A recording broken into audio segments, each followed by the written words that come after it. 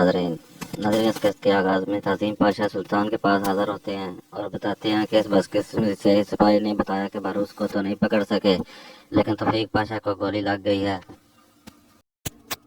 पर सुल्तान पूछते हैं कि वो अब कैसे हैं, क्या इन्हें अस्पताल ले जाया गया है। तहसीन पाशा बताते हैं कि वो जवान आदमी है, ठीक है। इस पर सुल्तान कहते हैं कि बदकिस्मती से इन्हें पाशा के ओहदे से हटा दें, क्योंकि तौफीक पाशा को गद्दार होने पर दिल से अफसोस नहीं था। जब वो सेहतयाब हो जाएं तो इन्हें जलावतन कर दिया जाए। तहसीन पाशा कहते हैं कि हुक्म की तामील होगी। और मजीद बताते हैं कि सुल्तान बड़ी भाभीन के हीटर सिस्टम पर काम शुरू हो गया है। सुल्तान कहते हैं तो फिर चलो देखते हैं कि वो काम कैसे करती है। दूसरी तरफ करौली अफंदी बारूद को जाकर बताता है कि मैंने सुना है, क्या वो सच है? जब हम अब्दुल हमीद और इसके ख़ानदान को कत्ल करने के करीब आ चुके थे तो बरतानिया ने ऐसा फैसला क्यों कर लिया? बारूद कहता है कि बरतानिया ने ऐसा फैसला किया है जो सही है, उनकी सियासत सब चीज़ों से अहम है, फिक्र करने की ज़रूरत नहीं है। जब हम सुल्तान का कत्ल कर लेंगे तो सब ठीक हो जाएगा। करौली कहता है कि अगर आप कत्ल से पहले पकड़े गए तो क्या होगा? बारूद कहता है कि इसीलिए तो मैंने आपको बुलाया है, आप मनसूबे के बारे में जानते हैं। अगर मैंने ना रहा तब भी आप अपना काम पूरा करेंगे, आप ऐसा ही कर लेंगे जैसा हम चाहते हैं। अब जाएं और वक्त आने तक महल में खामोशी से रहें, किसी को भी आप पर शक नहीं होना चाहिए। इसके अलावा आप जानते हैं कि आपको कब वापस आना है। अगर मुझे कुछ हो भी जाता है और मैं मार भी जाऊं तो भी आपने अपना काम पूरा करना है। अब्दुल हमीद और उसके ख़ानदान को कत्ल करना आपका काम है। दूसरी तरफ महल में हीटर सिस्टम लगाने का काम जारी होता है। इतने में सुल्तान अब्दुल हमीद वहाँ आ जाते हैं। सुल्तान निगरान से पूछते हैं कि ये रेडिएटर इस जगह के रंग और साख्त के लिहाज से मुनासिब रहेगा क्या? क्या साइंसी तरक्की का मतलब ये नहीं है कि चीज़ों की खूबसूरती ख़त्म कर दी जाए? हर चीज़ को हमारी तहजीब की खूबसूरती के साथ मौजू बनाएं। आप ये बताएं कि ये कैसे काम करते हैं। इंजीनियर बताता है, सुल्तान नीचे कमरे में बॉयलर लगे हैं, जो पानी वहाँ गर्म होता है वो पाइपों के जरिए इस जगह के इर्द गिर्द जाता है। सुल्तान कहते हैं कि यकीनन मशीन एक बहुत मजबूत प्रेशर बनाती होगी, जो प्रेशर ऊपर जाता है और ये कितने वक्त में गर्म होकर पाइपों में पानी पहुँच जाता है। और दूसरी तरफ सुल्तान मुराद के पास सवादीन पहुँच चुका होता है। सुल्तान मुराद पूछते हैं कि उस्मान पाशा कैसे हैं। सवादीन बताता है कि उस्मान पाशा तो फौत हो गए हैं। सुल्तान मुराद पूछते हैं कि इन्हें किसने मारा और क्यों मारा। सवादीन बताता है कि इन्हें किसी ने नहीं मारा, इनकी तभी मौत हुई है। जब पिछली बार मैंने इन्हें देखा था तो वो बिल्कुल सेहतमंद थे और लगता है कि इन्हें दिल का दौरा पड़ा है। वो अब्दुल हमीद के सामने हाजिर हुए और गिर पड़े। सुल्तान मुराद मामले की नज़ाकत को भांप लेते हैं और सबाउद्दीन को कहते हैं कि मेरे करीब आ जाएं। और सबाउद्दीन को कहते हैं कि आप मुझ पर भरोसा करते हैं ना? बेटा, मैं आपका मामू हूँ, आपको मुझ पर भरोसा करना चाहिए। सबाउद्दीन कहता है कि जी सुल्तान, मैं आप पर पूरा भरोसा करता हूँ। मैंने आपकी कहानियाँ सुनते हुए बचपन गुजारा है। मैं आपको एक वसीअ नज़र, दूर अंदेश और एक ऐसे शख्स के तौर पर जानता हूँ जो मगरब और आज़ादी का दिल दादा है। आप मुझ पर पूरा भरोसा कर सकते हैं। सुल्तान मुराद कहते हैं कि और आप सुल्तान अब्दुल हमीद के दुश्मन हैं ना? सबाउद्दीन कहता है कि जी बिल्कुल, मैं इनका दुश्मन हूँ। इस पर सुल्तान मुराद कहते हैं कि आप किसी शाही खानदान और हुकूमत के सरबराह के तौर पर देखे जाते हैं। सबाउद्दीन कहता है कि जी बिल्कुल। इस पर सुल्तान मुराद फिर गोया होते हैं और कहते हैं कि तो फिर अब्दुल हमीद को मेरा पता बता दें, बारूद को पकड़ने में इसकी मदद करें। सबाउद्दीन कहता है कि नहीं, मैं ऐसा नहीं कर सकता। अगर अब्दुल हमीद बच गया तो आज तक मेरी की गई मेहनत सब ज़ाया हो जाएगी। इस पर सुल्तान मुराद कहते हैं कि आप इस मुकाबले में कभी नहीं जीतेंगे, सिर्फ बारूद ही जीतेगा। आप सिर्फ अब्दुल हमीद को ही नहीं कत्ल करेंगे बल्कि आप अपने आबा और अजदाद उस्मान गाजी की बहादुरी, मुराद खान की शजादी को, मोहम्मद फातेह की फतवाहत को, सुल्तान सलीम जावज़ की बहादुरी को, सलमान कानूनी के इंसाफ को और हमारे मुस्तकबिल को भी आप कत्ल कर डालेंगे। आप एक शाही ख़ानदान के चश्म चिराग हैं जो 600 सालों से कानून और अमल की रखवाली कर रहा है। इसके साथ ही सीन फ्लैशबैक में जाता है। सबाहुद्दीन को अपनी वालदा का वो थप्पड़ याद आ जाता है, उसने सुल्तान ने सबाहुद्दीन को मारा था, जिसमें वो इसे अपने 600 साल पुराने ख़ानदानी निज़ाम के बारे में बताती हैं। मज़ीद सुल्तान मुराद सबाहुद्दीन के ज़मीर को झंझोड़ते हैं और कहते हैं कि अगर आप इन गद्दारों के साथ रहे तो आप सारी ज़िंदगी इंसानियत से गद्दारी करेंगे।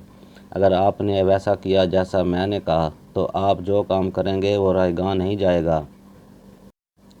یہ سنتے ہی صباح الدین کی آنکھوں میں آنسو جاری ہو جاتے ہیں اور وہ معاملے کی نزاکت کو سمجھ جاتا ہے، اور سلطان مراد مزید صباح الدین کو سمجھاتا ہے کہ یہ بیٹا کافر ہیں، یہ مسلمانوں کے دشمن ہیں، یہ ہمارے کبھی بھی دوست نہیں ہو سکتے۔ دوسری طرف شہزادہ عبدالقادر کے پاس شہزادہ محمد سلیم آتے ہیں۔ وہ کہتے ہیں کہ تم ابھی تک یہی ہو بھائی، تمہیں تو مسنک ملک کو لانے کے لیے جانا تھا۔ عبدالقادر کہتے ہیں کہ میں نے تو انہیں نہیں بھیجا، وہ خود گئی ہیں تو خود ہی واپس آ جائیں گی۔ محمد سلیم بیٹھ کر کہتے ہیں کہ آپ پیار میں کوئی انا نہیں ہوتی۔ عبدالقادر کہتے ہیں کہ میں نے تو کوئی انا کی بات ہی نہیں کی، وہ تو خود طلاق مانگ رہی ہیں، شاید صباح الدین کی وجہ سے۔ شہزادہ محمد سلیم کہتے ہیں کہ عبدالقادر ابھی بھی تمہارے پاس موقع ہے، تم اب بھی جا سکتے ہو، سب لوگ اتنے خوش قسمت نہیں ہوتے، کبھی کبھار آپ چاہتے ہوئے بھی اپنے محبوب سے مل نہیں سکتے، اس کے پاس جاؤ اور سر لے کر آؤ، ایسا نہ ہو کہ دیر ہو جائے۔ عبدالقادر بس ہاں میں سر ہلا دیتا ہے۔ دوسری طرف مسنک ملک کو قید کیا جا چکا ہوتا ہے، وہ دروازہ پیٹتے ہوئے کہہ رہی ہوتی ہیں کہ تم کون ہو، مجھ سے کیا چاہتے ہو؟ اصل میں تو صباح الدین نے اغوا کروایا ہوتا ہے۔ وہ مسلسل دروازہ پیٹ رہی ہوتی ہے اور روتی ہوئی بیٹھ جاتی ہے۔ دوسری طرف صباح الدین محل میں پہنچ چکے ہوتے ہیں۔ محمود پاشا کہتے ہیں کہ اللہ کا شکر ہے کہ اس نے مجھے یہ دن دکھائے ہیں، اللہ کا شکر ہے کہ تم واپس آ گئے ہو، کافروں سے بچ کر واپس آنا بھی بہت عقل مندی کی بات ہے، تمہیں یہاں ایسا عہدہ ملے گا جو مجھ سے بھی بڑا ہوگا۔ سلطان عبدالحمید نے پہلے بھی آپ کو معاف کیا ہے، جس پر آپ کی جان بھی جا سکتی تھی۔ صباح الدین کچھ بولنے لگتا ہے تو محمود پاشا اسے روک لیتے ہیں، چپ ہو جاؤ، تم باروز کے بہکاوے میں کیوں آ گئے؟ تم اس کے ورگلانے میں اس کی بات کیوں مان لی؟ صباح الدین بیٹا، تم بھی شاہی خاندان کا حصہ ہو، تم سنیہ سلطان کے بیٹے ہو، عبدالحمید کے بھانجے ہو، تمہیں یہاں بھی بہت بڑا رتبہ ملے گا۔ سلطان عبدالحمید بہت رحم دل انسان ہے۔ اس کے بعد محمود پاشا صباح الدین کو پکڑ کر سلطان کے سامنے حاضر ہو جاتے ہیں۔ میرے سلطان، میرے بیٹے نے بہت بڑی غلطی کر دی ہے۔ کبھی کبھار انسان اپنی اولاد کے معاملے میں بہت مجبور ہو جاتا ہے۔ صباح الدین کچھ کہنے لگتا ہے تو محمود پاشا اسے پھر سے ٹوکتے ہیں کہ اپنی بکواس کو بند کر رکھیں۔ محمود خود بتاتے ہیں کہ سلطان، آپ کا پیارا بھانجا صباح الدین افندی میرا بچہ ہے، لیکن آپ کی بہن کا بیٹا بھی ہے۔ سلطان کہتے ہیں کہ اصل بات کریں محمود پاشا۔ محمود پاشا پھر بتاتے ہیں کہ پہلے تو میں آپ کو بتانا چاہتا ہوں کہ آپ جو سزا دیں گے باپ ہونے کے ناطے مجھے منظور ہے۔ صباح الدین پھر بول پڑتا ہے، لیکن میں جانتا ہوں کہ میرے ماموں مراد افندی کہاں ہیں، اور یہ بھی جانتا ہوں کہ باروز کہاں ہے۔ سلطان محمود پاشا کہتے ہیں کہ میں کچھ نہیں جانتا، لیکن یہ باروز سے ملا ہے، باروز نے اس کو ورگلایا ہے۔ سلطان عبدالحمید کہتے ہیں کہ یہ وقت ان باتوں کا نہیں ہے، تعظیم پاشا فوراً فہیم پاشا اور میت افندی کو بلوائیں۔ پھر سلطان کہتا ہے کہ صباح الدین پوری بات بتائیں۔ اتنے میں تحسین پاشا دربار سے جلدی باہر جاتا ہے۔ تعظیم پاشا باہر جاتے ہوئے رستے میں اس کو فواد پاشا مل جاتے ہیں۔ فواد پاشا انہیں روک لیتے ہیں۔ وہ کہتے ہیں کہ اتنی جلدی میں کیوں ہیں، آپ کہاں جا رہے ہیں؟ تحسین پاشا بتاتے ہیں کہ میں ملک کے دشمنوں کو پکڑ کر قانون کے کٹہرے میں لانے جا رہا ہوں۔ فواد پاشا کیونکہ غدار ہوتے ہیں، وہ معاملے کی نزاکت کو سمجھنا شروع کر دیتے ہیں۔ اندر دربار میں صباح الدین کہتا ہے کہ میرے سلطان، وہ آپ کو اور آپ کے پورے شاہی خاندان کو قتل کرنے والے ہیں، میں نہیں جانتا کہ کب اور کیسے ہوگا۔ سلطان کہتے ہیں لیکن میرا بھائی مراد افندی صاحب معاملات جانتا ہوگا، ہمیں لگتا ہے کہ انہوں نے عثمان پاشا کو بتایا ہے، لیکن عثمان پاشا ہمیں کچھ بتانے سے پہلے ہی فوت ہو چکے ہیں۔ جب سلطان مراد افندی کو محل لایا جائے گا تو تب ہم سب جان جائیں گے۔ اب بتائیں کہ میرا بھائی اور باروز کہاں ملیں گے؟ ان کا پتہ جلدی بتائیں۔ دوسری طرف فہیم پاشا اپنے ٹھکانے پر میت افندی سے پوچھتے ہیں کہ ارینا کا کیا بنا؟ میت بتاتا ہے کہ ہم نے پتہ کیا پاشا، وہ ٹھیک ہیں۔ فہیم پاشا کہتے ہیں کہ کیا اس کے ماں باپ بچ گئے ہیں؟ میت کہتے ہیں کہ آپ نے بچا لیے ہیں پاشا، ہم نے پورا منصوبہ ارینا کے ماں باپ کو بچانے کے لیے ہی تو بنایا تھا۔ فہیم پاشا کہتے ہیں کہ ہاں، ہمارے ڈرامے کی وجہ سے لوکا کو لگا کہ اس نے سب کچھ خرید لیا ہے۔ ڈرامے میں مزید آگے بڑھنے سے پہلے ہمارے چینل کو سبسکرائب کریں اور اپنی قیمتی رائے کا اظہار کمنٹ میں کیجیے گا۔ اس کے ساتھ ہی فہیم پاشا آپوں سے پوچھتا ہے کہ لوکا کی لاش کا کیا بنا۔ وہ بتاتا ہے کہ وہ ہمارے پاس ہے پاشا۔ اتنے میں محل کا سپاہی آ کر فہیم افندی کو بتاتا ہے کہ آپ کو اور میت افندی کو محل بلایا گیا ہے۔ سلطان عبدالحمید آپ دونوں کو بلا رہے ہیں۔ دوسری طرف ختیجہ سلطان محل میں نعیمہ سلطان سے ملتی ہیں۔ نعیمہ کہتی ہے کہ تم یہاں کیا کر رہی ہو؟ ختیجہ بتاتی ہے کہ میں اپنے بابا کے بارے میں بات کرنے آئی ہوں، کیا ان کے بارے میں کچھ پتہ چلا؟ نعیمہ سلطان کہتی ہے کہ تم یہاں کیا کر رہی ہو؟ ختیجہ سلطان بتاتی ہیں کہ میں اپنے بابا کے بارے میں بات کرنے آئی ہوں، کیا ان کے بارے میں کچھ معلوم ہوا؟ نعیمہ سلطان کہتی ہے کہ اگر ایسا ہوتا تو تمہیں پتہ چل جاتا، تم یہاں بیکار میں آئی ہو ختیجہ۔ ختیجہ سلطان کہتی ہیں کہ مجھے کہیں سکون نہیں مل رہا، دیواریں مجھے چبھتی ہیں۔ نعیمہ میں آپ کی بہن ہوں، آپ میری رازدار ہیں، میری سب سے اچھی دوست ہیں، میرے لیے یہ تکلیف دہ ہے کہ اب آپ مجھے دشمن سمجھتی ہیں۔ نعیمہ کہتی ہیں کہ تم میری دشمن نہیں ہو، تمہارے بھی میرے سامنے کوئی اوقات نہیں ہے، تم تو نفرت کے لائق بھی نہیں ہو۔ یہ کہتے ہوئے نعیمہ پیچھے مڑتی ہے اور گر جاتی ہے۔ ختیجہ نعیمہ کو اٹھاتی ہے اور آگے پیچھے بلاتی ہے امداد کے لیے۔ سلطان فہیم پاشا اور میت افندی کے ساتھ خفیہ کمرے میں موجود ہوتے ہیں۔ فہیم پاشا بتاتے ہیں کہ ہمارا منصوبہ صحیح کام کر گیا، جنہوں نے سوچا کہ میں مر گیا، انہیں سکون آ گیا، ہم نے ان پر فتح حاصل کر لی، اب ہمارا پایا تخت بالکل پرسکون ہے، اور ہم نے باروس کے آدمی کو بھی گولی مار دی ہے اور وہ مر گیا۔ سلطان کہتے ہیں کہ اب باروس کی باری ہے۔ میت کہتے ہیں کیا ہم ان کا پتہ جانتے ہیں؟ سلطان کہتے ہیں کہ یہ لو، اس کا پتہ درج ہے۔ فہیم پاشا آپ باروس کو لائیں گے، میت افندی آپ میرے بھائی مراد افندی کو لائیں گے، کمال الدین پاشا بھی آپ کے ساتھ ہوں گے۔ دونوں اہداف بہت حساس ہیں، اپنی منصوبہ بندی اچھے سے کر لیں، کام پورا ہونا چاہیے۔